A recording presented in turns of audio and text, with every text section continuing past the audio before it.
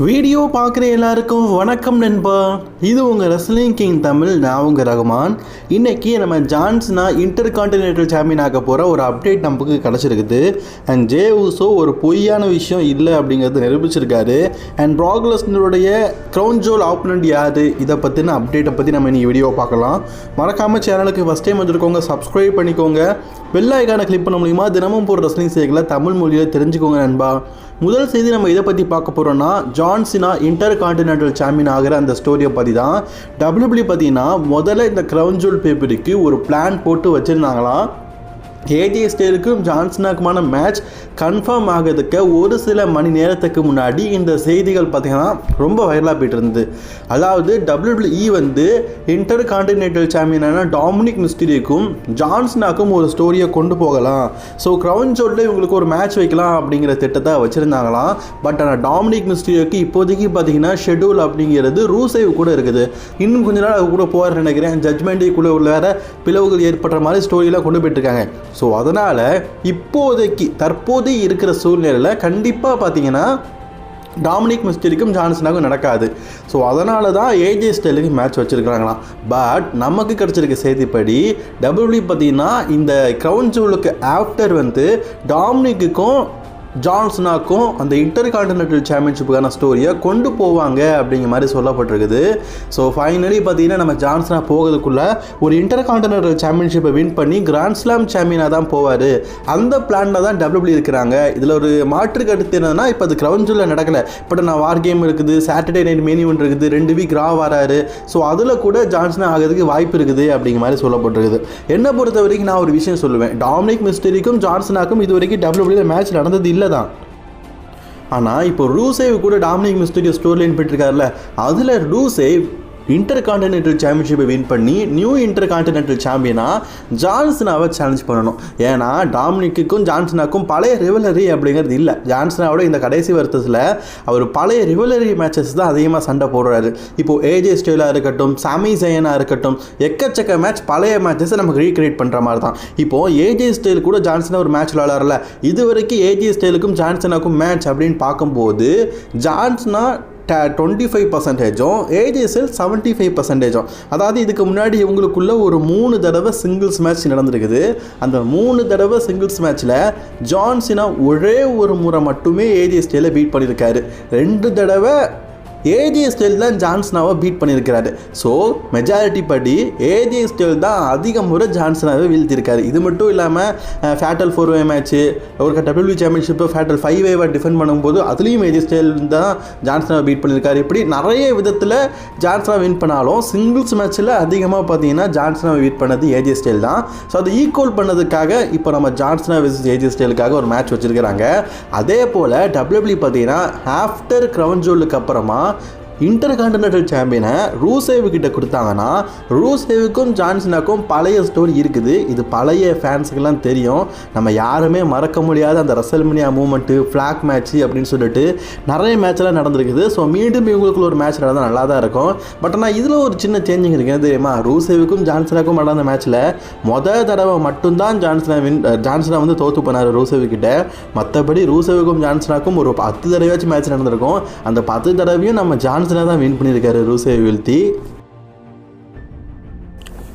சரி, Prague லெஸ்னருக்கும் ஜான்சனாக்கும் match முடிஞ்சிடுச்சு. What is the next Prague Lesnar?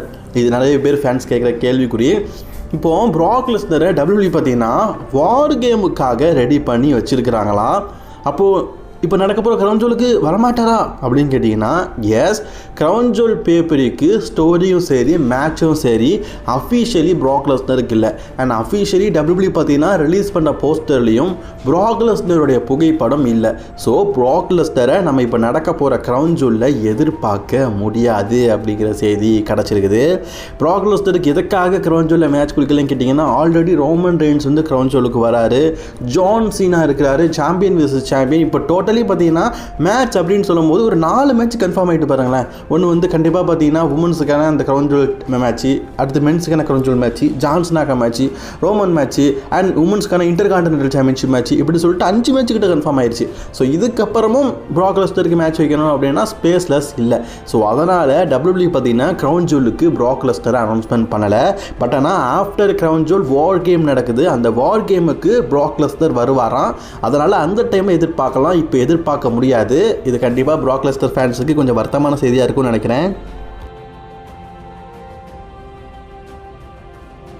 சமீபத்தில் ரசல் பிளாஸா பேப்பரில் பார்த்தீங்கன்னா ஜேவுஸோடைய மண்டை உடஞ்சி ரத்தம்லாம் வந்துச்சு.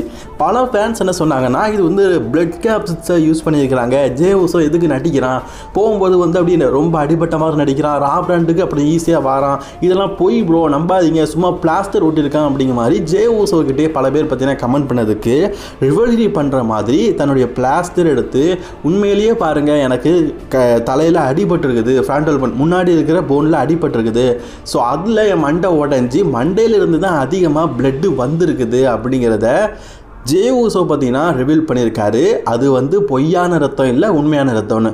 ஸோ அதாவது பல ஃபேன்ஸ் பார்த்தீங்கன்னா ஜேவுஸோவை நம்பலை. ஸோ வேறு வழியே இல்லை, காயம்பட்ட இடத்த காட்டினா தான் நம்புவாங்க அப்படிங்கிற சுச்சுவேஷன் வந்ததுனால தான் ஜேவுஸோ தனக்கு ஏற்பட்ட காயத்தையே பார்த்தீங்கன்னா பார்த்துக்கோங்கப்பா இப்போவாது நம்புங்க அப்படின்னு சொல்லிட்டு மக்கள் மத்தியில் காட்டிட்டாரு. நேற்றைக்கு WWE NXT நடத்தும் போது மெயின் ஈவெண்ட்டில் பார்த்தீங்கன்னா title versus title, TNA title versus WWE NXT title. நான் NXT ரிவ்யூ நேற்றுக்கு போட்டிருப்பேன். எனக்கு ரொம்ப வரவேற்பு தந்தீங்க. இதுக்கப்புறம் NXT ரிவ்யூ போடக்கூடாது அப்படிங்கிற அளவுக்கு மொக்கையான வியூஷிப் நேற்றுக்கு எனக்கு கிடச்சிருந்தது. 2000 பேர் கூட பார்க்கல. சரி NXT நீங்கள் எல்லோரும் பார்க்க மாட்டீங்க அப்படிங்கிறது எனக்கு தெரிஞ்சிருச்சு. சரி இப்போ மேட்ருக்கு வருவோம்.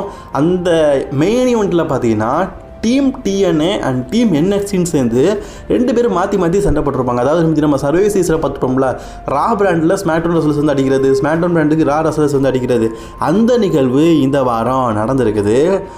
NXT ரெஸ்லர்ஸ் TNAல தொடர்ந்து சண்டை போடுறதுனால இது ஸ்டோரிக்காக TNA ரெஸ்லர்ஸ் எல்லாரும் சேர்ந்து NXTக்கு வந்து பல ரெஸ்லர்ஸ் அட்டாக் பண்ணியிருப்பாங்க. இதில் நம்ம பழைய WWE ரெஸ்லர் ஜாக் ரைடர், இப்போ அவர் மேட் கரண்டா அப்படிங்கிற நேமில் இருக்கார்ல, ஸோ அவர் வந்து WWEக்கு வந்திருப்பார். ஸோ ஆக்சுவலி அவரோட ரிட்டர்னாக WWE எதிர்பார்க்கவே இல்லை. ஸோ ஃபேன்ஸ் மத்தியில் பார்த்தீங்கன்னா அவருக்கு அந்த அளவுக்கு வரவேற்பு கிடச்சிது. ஏன்னா அவர் TNA ரெஸ்லர், அதில் கூட டாப் சிக்லரும் வந்திருந்தால் நல்லா இருந்திருக்கும்ல. பட் ஆனால் டாப் சிக்லர் வரல. இவங்க எல்லாருமே NXTக்கு வந்து தருணம் பார்த்தீங்கன்னா உண்மையிலேயே வேறு லெவலில் இருந்தது. எனிமோ நேற்று நீங்கள் NXT பார்க்கலன்னா மறக்காமல் பார்த்துக்கோங்க. அது மட்டும் இல்லாமல் மெயின் ராஸ்டரில் எப்படி WWE பார்த்தீங்கன்னா ஒரு வார் கேம் நடத்துகிறாங்களோ அதே மாதிரி டீம் TNA வெர்சஸ் டீம் NXTன்னு சொல்லிட்டு இந்த வருஷம் வார் கேமில் ஒரு மேட்ச் வைக்கலாம் அப்படின்னு சொல்லிட்டு ஒரு திட்டம் இருக்கிறதா ஒரு சில செய்திகள் இருக்குது. அதை சர்வைவர் சீரிஸ் வார் கேமில் வைப்பாங்களா, இல்லாட்டா NXTக்குன்னு சொல்லிட்டு தனியாக ஒரு வார் கேமை உருவாக்கி, ஏன்னா ஆல்ரெடி NXT தான் வார் கேம் இருந்தது, அங்கே இன்னொரு பேரில் ஒரு வார் கேமை உருவாக்கி, இல்லாட்டா வார் கேம் இன் NXT அப்படின்னு உருவாக்கி NXTயில் வைப்பாங்களா அப்படின்னு தெரில. ஸோ வெயிட் பண்ணி பார்க்கலாம். ஸோ மெயின் ராஸ்டர் அளவுக்கு இப்போ NXT ரொம்பவே டெவலப் ஆகிடுச்சு. ஸ்டோரியும் நல்லா இருக்குது, பார்க்காதவங்க பார்த்துக்கோங்க. அண்ட் இன்றைய தகவல் பிடிச்சிருந்ததுன்னா லைக் ஷேர் கமெண்ட் பண்ணிக்கோங்க. அண்ட் மோர் அப்டேட்ஸை பார்க்கறதுக்கு சப்ஸ்கிரைப் டு ரெஸ்லிங் கிங்